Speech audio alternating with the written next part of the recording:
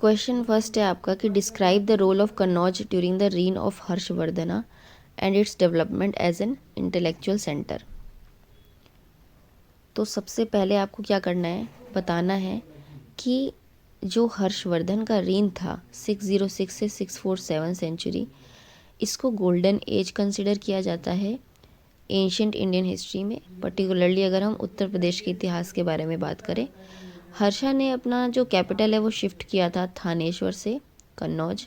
और कन्नौज जो है सिर्फ एक पॉलिटिकल सेंटर नहीं था हर्षा के वास्ट एम्पायर का, लेकिन एक ग्लोबल सेंटर बन गया था आर्ट का, कल्चर का और इंटेलेक्चुअल डिस्कोर्स का। यहाँ पे जो चाइनीज़ ट्रैवलर है ज़ुआंगज़ैंग, ये रेफ़र करते हैं कि कन्नौज को बहुत सारे नाम से जाना जाता था, जैसे कुसुमपुरा और महोदया श्री। ठीक है, अब मेन बॉडी पे आते हैं। तो पॉलिटिकल स्ट्रेटजिक रोल क्या थे जो कन्नौज ने निभाए? सबसे पहले सेंटर ऑफ एम्पायर, तो ये गंगा यमुना दोआब के हार्ट पे सेंटर पे लोकेटेड था और कन्नौज जो है स्ट्रेटेजिकली बहुत इम्पोर्टेंट था। यहाँ से हर्षा ने एक इफ़ेक्टिव कंट्रोल जो है वो स्थापित किया था नॉर्थ इंडिया में। देन सिंबल ऑफ प्रेस्टीज, यानी कि हर्षास के टाइम पे जो प्रेस्टीज था कन्नौज का, ये बढ़ गया था इस एक्सटेंट तक कि मतलब कंट्रोल कन्नौज पे इतना ज़्यादा बढ़ गया था सेंचुरीज तक। ठीक है, और ये जो है ये मेजर ऑफ सॉवरेनिटी बताता है कि नॉर्थ इंडिया में किस तरीके से उसकी सॉवरेनिटी स्थापित होती है। जो बाद में एक ट्रिपटाइट स्ट्रगल जो हम पढ़ते हैं, त्रिपक्षीय संघर्ष, ठीक है, वो भी यहाँ होता है। उसके बाद हम एडमिनिस्ट्रेटिव स्ट्रक्चर पे आते हैं कि कन्नौज से हर्षा ने इम्प्लीमेंट किया था लिबरल और वेलफेयर पॉलिसीज़ उसकी जो थी। ठीक है, एडमिनिस्ट्रेटिव पॉलिसीज़। फिर हम development as an intellectual and cultural centre देखेंगे। तो पैट्रोनेज ऑफ स्कॉलर सबसे पहले हम देखेंगे कि जो हर्षा है ये खुद एक स्कॉलर है हाई कैलिबर का। ठीक है, और इन्होंने क्या क्या लिखी हैं किताबें, प्रियदर्शिका, रत्नावली और साथ ही साथ में नागनंदा, रत्नावली, प्रियदर्शिका। और इनका जो कोट है was home to eminent scholar, जैसे बाण भट्ट हो गए। ठीक है, ये हर्षचरिता और कादम्बरी के ऑथर थे बाण भट्ट। ठीक है, और साथ ही साथ में मयूरा, मतंगा, दिवाकर, ठीक है, ये लोग जो है ये हर्ष के कोर्ट में थे और इन्होंने कन्नौज को एक सेंटर ऑफ लिटरेचर बनाने में बहुत बड़ी भूमिका प्ले की। फिर हम रिलीजियस एंड फिलोसफिकल डिस्कोर्स पे आएंगे कि कन्नौज जो है ये बहुत सारे धर्मों का एक मीटिंग प्लेस तो है ही, और साथ में आइडियोलॉजीज का भी। हर्षा ने प्रमोट किया था एक हेल्दी डायलॉग बुद्धिज़्म, हिंदुइज़्म और जैनिज़्म के बीच में। ग्रेट रिलीजियस असेंबली के बारे में बात करेंगे हम कन्नौज के। हर्षा ने ऑर्गेनाइज किया था assembly for the propagation of Mahayana Buddhism and to honour Xuanzang. एक ग्रैंड असेंबली ऑर्गेनाइज की गई थी। It included kings from 20 countries और 3000 Buddhist monks, 3000 Brahmins and Jain scholars. और ये जो असेंबली थी इसने असेंबली किया, एस्टैब्लिश किया कन्नौज को as a philosophical centre throughout Asia. फिर ह्यून सांग का इन्फ्लुएंस, तो फेमस चाइनीज़ ट्रैवलर जो ह्यून सांग है, इन्होंने अपने सेवरल ईयर्स कन्नौज में स्पेंड किए और according to his account Kannauj जो है यहाँ हंड्रेड्स ऑफ बुद्धिस्ट मोनेस्ट्रीज थी, टेम्पल्स थे और एजुकेशन और लॉजिक पे बहुत काम किया गया यहाँ पे। इकोनॉमिक और सोशल प्रोस्पेरिटी की बात करेंगे तो कन्नौज जो है परफ्यूम इंडस्ट्रीज़ के लिए बहुत फेमस है, silk trade and agricultural prosperity के लिए भी। सिटी का जो इन्फ्लुएंस है यहाँ पे नेसेसरी रिसोर्सेज थे इंटेलेक्चुअल एक्टिविटीज़ के लिए भी। साथ ही साथ में ह्यून सांग के अकॉर्डिंग सिटी के पास टॉल बिल्डिंग्स थी, ब्यूटीफुल गार्डन्स थे और मैग्निफिशेंट म्यूजियम्स भी थे। कंक्लूड यहाँ क्या करेंगे हम कि हर्षवर्धन के अंडर में कन्नौज ने स्टेटस पाया। ठीक है, पाटलिपुत्रा का भी एक टाइम पे, एक सेकंड रुको, एक मिनट रुकना।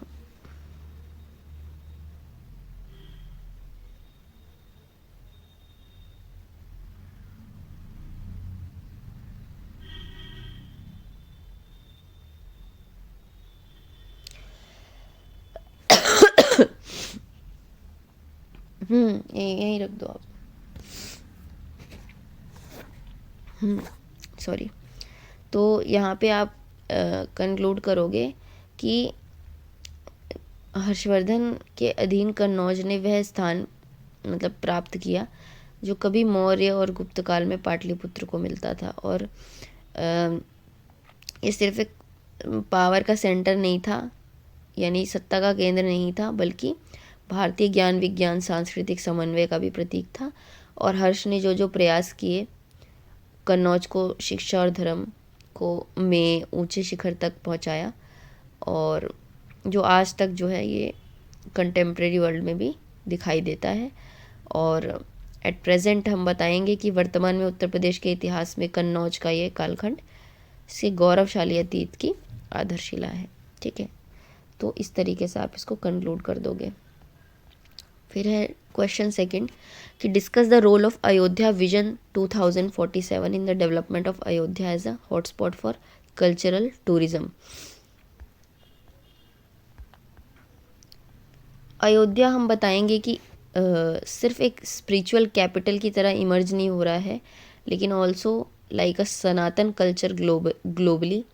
और श्री राम जन्मभूमि का कंस्ट्रक्शन होने के बाद से जो स्टेट गवर्नमेंट है, इन्होंने प्रिपेयर किया है एक कॉम्प्रिहेंसिव मास्टर प्लान जिसे कहते हैं अयोध्या विजन 2047। मेन ऑब्जेक्टिव इस विजन का था to establish Ayodhya as one of the world's largest cultural tourism hotspot, और साथ ही में एक स्मार्ट स्पिरिचुअल सिटी अगले 25 साल में। बॉडी पे आए तो की पिलर्स क्या हैं अयोध्या विजन 2047 के। सबसे पहले world class infrastructure and connectivity. तो यहाँ हम महर्षि वाल्मीकि इंटरनेशनल एयरपोर्ट जो हमने डेवलप किया है, हम एक इजी एक्सेस देना चाहते हैं ग्लोबल टूरिस्ट को। फिर the redevelopment of Ayodhya Dham railway station और construction of grand thoroughfares जैसे राम पथ, भक्ति पथ और जन्मभूमि पथ। इससे पता चलता है कि कल्चरल हेरिटेज और मॉडर्निटी का कॉन्फ्लुएंस हमने किया है। फिर revival of religious and spiritual tourism. तो राम टेम्पल के साथ साथ 84 कोसी परिक्रमा मार्ग जो है इसको स्ट्रेंथन किया जाए। फिर the development of the Saryu river front. ठीक है, इसकी भी हम बात करेंगे, जहाँ पे हमने देखा कि क्रूज सर्विस वगैरह भी सरयू रिवर के किनारे चालू कर दी गई। फिर preservation and beautification of heritage. Under vision 2047 ancient ponds जैसे कि Surya Kund, temples and historical gateways are being restored. जो डिजिटल म्यूजियम है उसका इस्टेब्लिशमेंट, और साथ ही साथ में रामायणा यूनिवर्सिटी, इनसे क्या होगा, मदद मिलेगी अयोध्या को एक कल्चरल एजुकेशन का सेंटर बनने में। इकोनॉमिक डेवलपमेंट और जॉब क्रिएशन की बात करूँ तो increase in tourism will create millions of jobs opportunity locally, hotels में और हैंडीक्राफ्ट्स में जैसे वुड कार्विंग एक्सेट्रा में। ठीक है, और गाइड सर्विसिंग में भी। और इस विजन के अकॉर्डिंग जो अयोध्या है इसको डेवलप किया जा रहा है as an eco friendly city, जहाँ पे ग्रीन एनर्जी, सस्टेनेबल टूरिज्म ये प्रमोट किया जाएगा। Cultural diplomacy. तो अयोध्या विजन जो है ये बेसिकली कल्चरल टाइज जो है साउथ ईस्ट एशियन कंट्रीज से, जैसे थाईलैंड हो गया, इंडोनेशिया, जहाँ पे रामायण का डीप रूट्स है।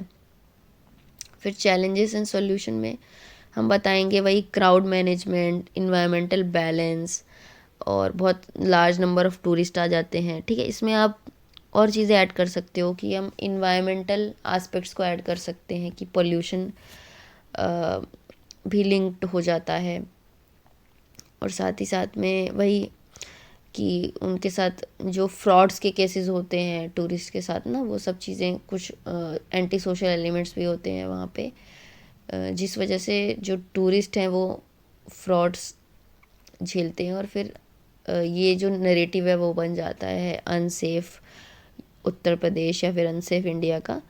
तो वो आप मेंशन करोगे। फिर under vision 2047 solution to this problems, इसको प्रपोज किया हुआ है एआई को अडॉप्ट करके, इसके through zero waste city model और monitoring system, AI based monitoring system को लाकर। फिर हम कंक्लूड करेंगे कि एज अ, एक सेकेंड को, ये पता नहीं कंक्लूजन कहाँ से आ जाता है, कंक्लूजन दूसरा होना चाहिए और दूसरा है, ठीक है। तो कोई बात नहीं, इसको मैं ठीक करवा दूँगी। आप इसमें आपको अयोध्या टेम्पल के बारे में पूरा था, तो आप बताओगे कि जो अयोध्या, एक सेकेंड रुको, हाँ, तो जब बताओगे कि जो अयोध्या टेम्पल है वो सिर्फ एक टेम्पल नहीं है, लेकिन वो हमारी यूपी का जो कल्चरल रिचनेस है और हमारा जो हेरिटेज है, हमारा जो ग्लोरी ऑफ हेरिटेज है, ठीक है, उसको साथ में लेते हुए टूरिज़्म के साथ साथ, ठीक है, टूरिज़्म को साथ साथ में प्रमोट भी कर रहा है, जिससे उत्तर प्रदेश एक विकसित उत्तर प्रदेश के पथ पर अग्रसर है। और इस तरीके से राम मंदिर की तरह और भी रिलीजियस टूरिज्म जिनका स्कोप है उत्तर प्रदेश के अंदर, उनको रिकंस्ट्रक्शन उनका किया जाना चाहिए और अपनी स्टेट की टूरिज़्म को और स्ट्रेंथन करना चाहिए, ठीक है। फिर आप क्वेश्चन थर्ड पे आ जाओगे।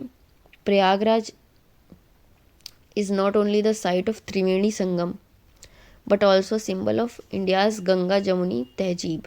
In the light this statement evaluate करना है कल्चरल और रिलीजियस सिग्निफिकेंस को प्रयागराज के। तो इसमें आप बताओगे कि जो इलाहाबाद है, मतलब फॉर्मरली नोन था, तो फिर प्रयागराज है वो उत्तर प्रदेश के हार्टलैंड पे लोकेटेड है और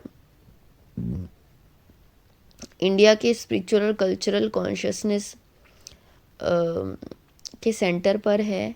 since ancient time it is called Tirthraj, यानी किंग ऑफ पिलग्रिमेज साइट्स।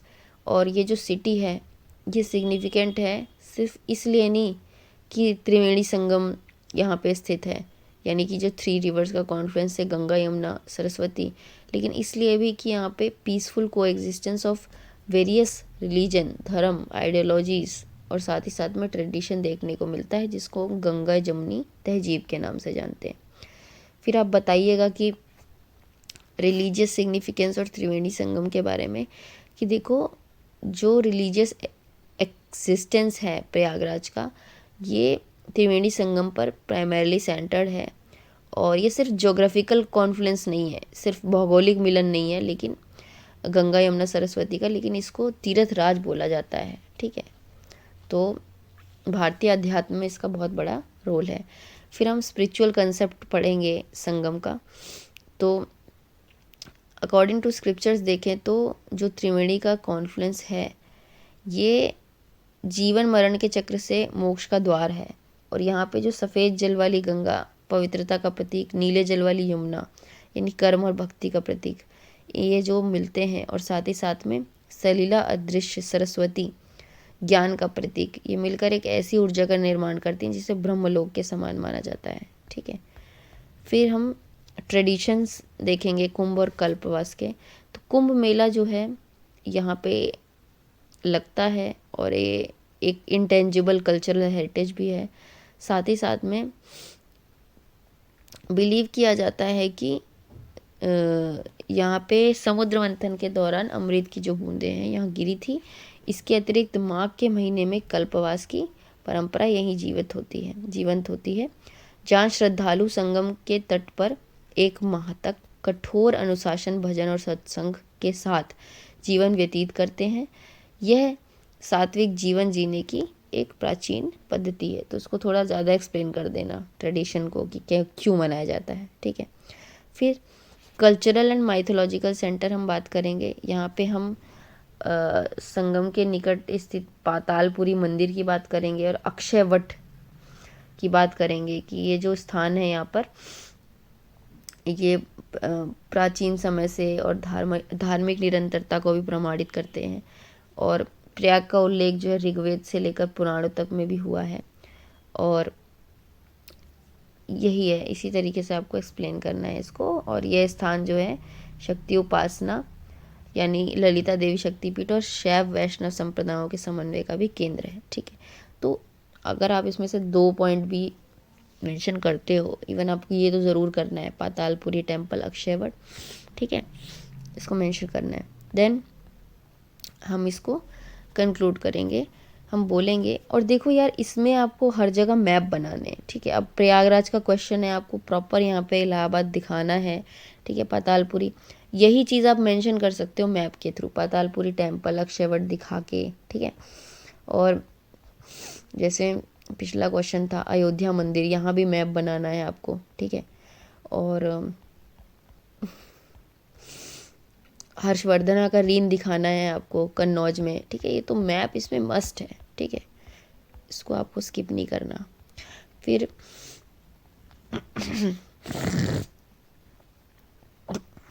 मैं कंक्लूजन पे आ जाऊंगी कि in conclusion the religious and cultural significance of Prayagraj is not limited to the confluence of rivers, लेकिन ये इंडियन कॉन्शियसनेस जहाँ पे स्पिरिचुअलिटी, लिटरेचर, जस्टिस और शेयर्ड हेरिटेज साथ में बहते हैं, उसका भी सिंबल है। और आप बताओगे कि जो त्रिवेणी संगम है ये प्यूरिफिकेशन और लिबरेशन के मार्ग को खोलता है, और गंगा जमुनी तहजीब ये आइडियोलॉजिकल स्ट्रेंथ देती है, यूनिटी और इंटीग्रिटी को। साथ ही साथ में आप अभी बता सकते हो कि इंटेंजिबल कल्चरल हेरिटेज जो है स्टेटस कुंभ मेला को यूनेस्को ने दिया, और modernisation of its infrastructure through, जैसे स्मार्ट सिटी हो गया और स्मार्ट सिटी प्रोजेक्ट्स हो गया, और एंशिएंट सिटी को रिस्टैब्लिश करना as a modern cultural hub, ठीक है। तो प्रयागराज जो है, तो आप यहाँ बताओगे अपने भीतर उस समावेशी भावना को संजोए हुए है जो उत्तर प्रदेश और पूरे भारत की विविधतापूर्ण संस्कृति का वास्तविक पहचान है, ठीक है। तो इस तरीके से आप उसको कंक्लूड कर दीजिएगा। देन आप क्वेश्चन 4 पे आओगे कि डिस्क्राइब करना है main characteristic of Mathura art style, ठीक है, और ये गंधार से कैसे अलग है। यहाँ आप बताओगे कि कुषाण पीरियड जो है 1st से 3rd सेंचुरी तक चला और एक रेवोल्यूशनरी एरा था, ठीक है। इंडियन स्कल्पचर की बात करें हम, या फिर 2 मेजर आर्ट स्टाइल के डेवलपमेंट की बात करें, गंधार और मथुरा की, तो मथुरा आर्ट स्टाइल जो है एंटायरली इंडिजिनस था, और मथुरा जो उत्तर प्रदेश में है उसके इर्द गिर्द ही सेंटर्ड है, ठीक है। तो इस तरीके से आप बताओगे। देन आप मेन कैरेक्टरिस्टिक्स पे आएंगे कि इंडिजिनस स्टाइल, तो ये जो कम्प्लीटली इंडिजिनस स्टाइल है, यहाँ पे कोई भी आउटर इन्फ्लुएंस नहीं देखने को मिलता है, जैसे कि गंधार आर्ट स्टाइल में हमें देखने को मिलता है, ठीक है। फिर ये प्राइमरली इसमें स्पॉटेड रेड स्टोन का यूज़ होता है, यानी जो लाल भलुआ पत्थर होता है जब हम कंस्ट्रक्शन करते हैं स्कल्पचर्स का उस समय पर, और ये मथुरा जो है उसके नियर में ही मिलता है। फिर रिलीजियस हार्मनी की बात करेंगे कि मथुरा स्टाइल जो है सिर्फ बुद्धिज़्म तक लिमिटेड नहीं था, इक्वली इन्होंने जो हिंदू जैसे कि विष्णु, शिवा, सूर्य और जैन और बुद्धिस्ट डाइटीज़ जो है इनका भी मिलता है। मैं थोड़ा रुक रुक के बोल रही हूँ, मेरे गले में बहुत ज़्यादा दिक्कत है, तो उसको आप थोड़ा सा बर्दाश्त करना, ठीक है।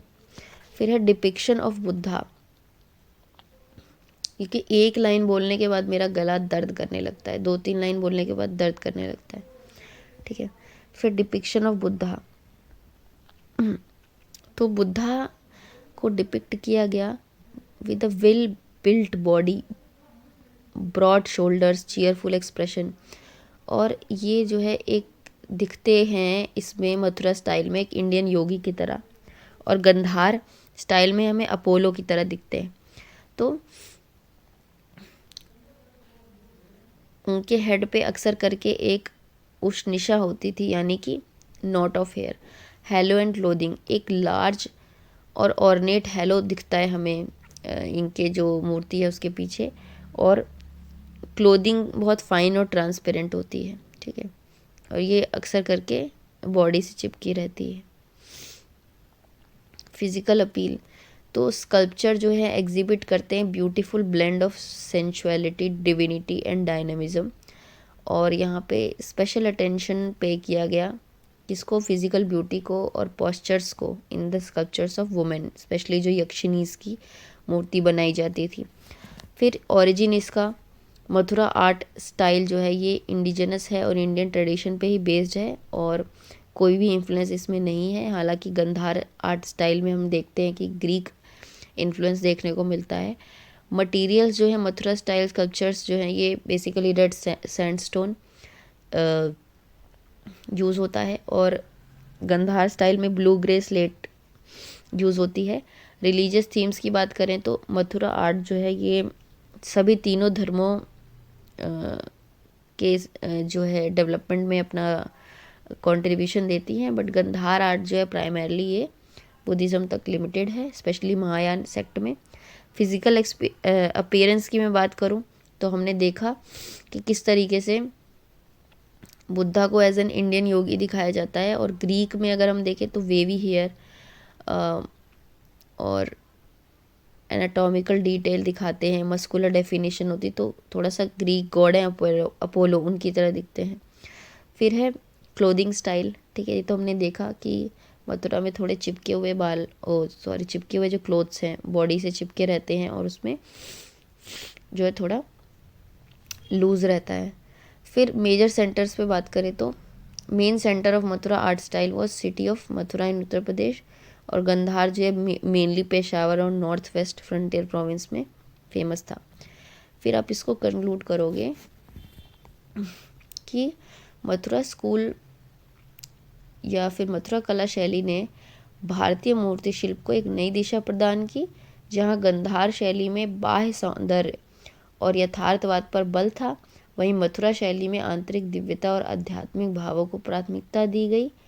फिर आप बताओगे मथुरा शैली की स्वदेशी तकनीक इतनी प्रभावशाली थी कि गुप्त काल की महान कलाकृतियों की आधारशिला इसी शैली ने रखी थी। आज भी मथुरा के संग्रहालयों में संरक्षित ये मूर्तियाँ उत्तर प्रदेश के समृद्ध सांस्कृतिक विरासत की जीवंत प्रमाण है। तो इस तरीके से आपको कंक्लूड करना है।